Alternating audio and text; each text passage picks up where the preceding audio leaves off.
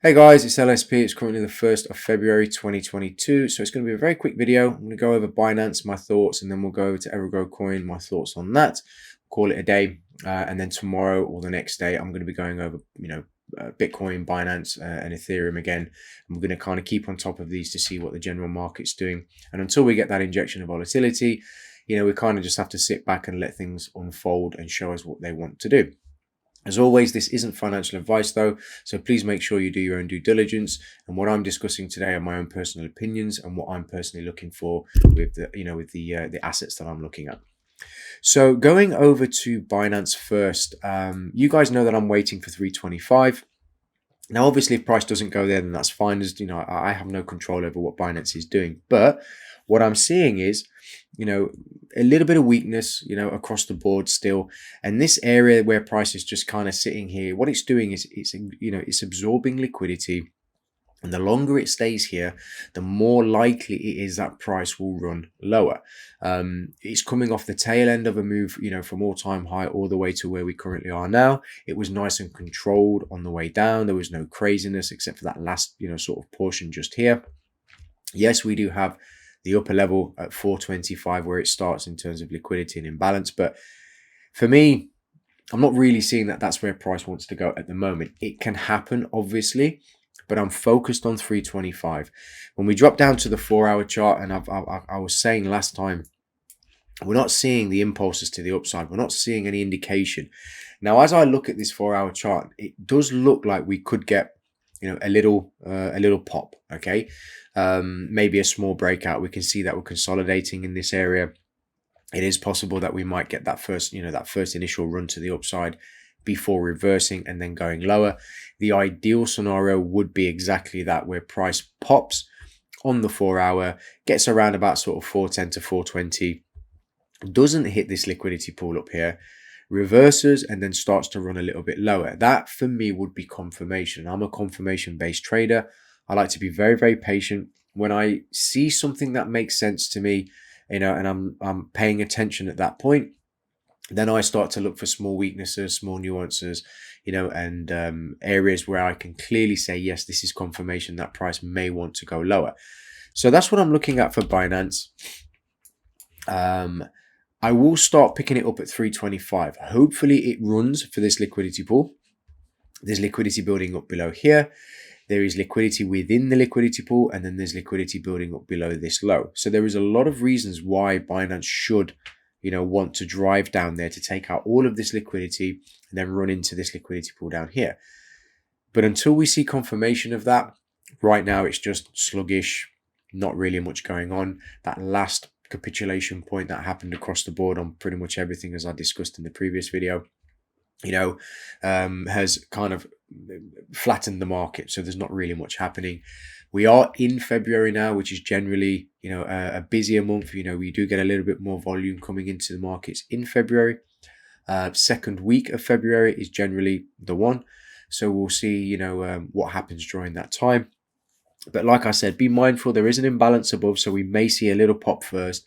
But for me, until we get through all of this and really start to go, and get back above sort of 475 to 500, I'm still considering Binance, Bitcoin, Ethereum, and so on, as being quite bearish still, and the potential flows to the downside are still there. Okay. So let's get over to Evergrow coin. We'll just stretch the chart out so we can see what's happening. You'll notice that I've made a reference to this liquidity down here on the daily chart at 38 to 28. The reason I've put this on the chart at the moment, and it will stay there now, is because if we take a look at the 4-hour chart, and we'll just zoom right in, this is that liquidity pool on the 4-hour chart, and we're pretty much almost through it. The last time I was talking about Evergrow coin, I was saying potentially 55, possibly 50, and it is looking like that. That's that wants to happen now. At some point, and I have to be I have to be clear about this in terms of what I'm thinking. At some point, Evergrow coin is going to produce a big green candle. Okay, this is inevitable. This is something that will absolutely happen. It's not a maybe, it's going to happen. It's going to produce a big green candle. The reason for that, who knows? It could be an injection of volatility. It could be the release of crater. It could be, some news that's released. It could be an AMA that really gets things going.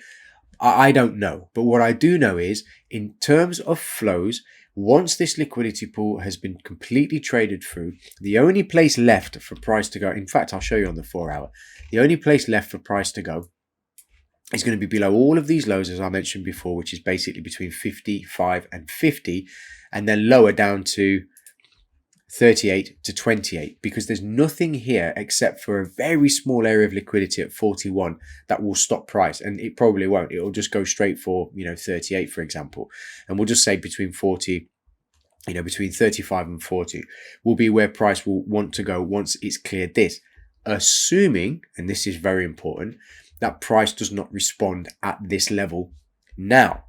And again, I keep saying, and I said it recently, and I just said it, recently. I just said it in this video today.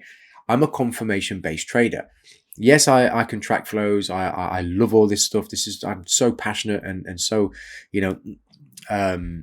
really, really, really focused on my analysis. I love going through charts. I love tracking flows. I love the mathematics of it all. But the reality is, I'm still a confirmation-based trader. I'm not just going to grab something because it's moving. I want to see it hold. I want to see the move happen, and confirm what I'm thinking. If it doesn't confirm what I'm thinking because I trust my analysis, then I'll just take a step back and I continue to wait, right? So in terms of the overall movement of Evergrow coin, we've almost reset that giant move that happened to the upside quite a while ago, this one, okay? We're getting to the point now where we're very close to just neutralizing that. And again, once it happens and it's neutralized and it pretty much voids the entire move, it corrects and rebalances. Once that happens, then it decides what it wants to do after that. Is it picking up buy-side liquidity to start running higher, or is it picking up sell-side liquidity to start running lower? We don't know until that actually happens. But be mindful, as I said, once this liquidity pool is traded through, it's 55 to 50 because it's going to run for liquidity down here. There is a possibility, obviously, that we see a very strong green candle at some point. This is something that I firmly believe will happen. But at the moment, I'm seeing, a little bit more downside. I'm being very patient, in terms of picking anything up on Evergrow coin.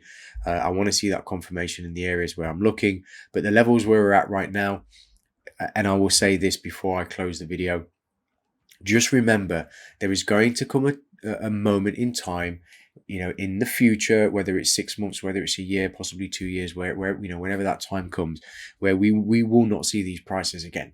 Now, that's not to say go and buy Evergrow coin, go and fill up your bags or anything like that. That's absolutely not what I'm saying. But for me, I know a good thing when I see it. I trust Evergrow coin. I trust what they're doing. And if I'm wrong, then I'm going to lose like everybody else. That's just the way it is, right? So let's get back to my beautiful face. No, I'm just kidding. That's the analysis on Evergrow coin. Binance, I'm going to wait 325. Don't really want to touch that until it gets there. And in the meantime, guys, obviously, if you've got any questions or anything that you want to go over, or any misunderstandings or anything that you want to ask, throw it in the comments section below. I do answer all of those, except for the ones that are just really stupid and make absolutely no sense, in terms of what we're trying to do here. And with that said, guys, I hope everyone's having an absolutely fantastic day or evening, wherever you are in the world.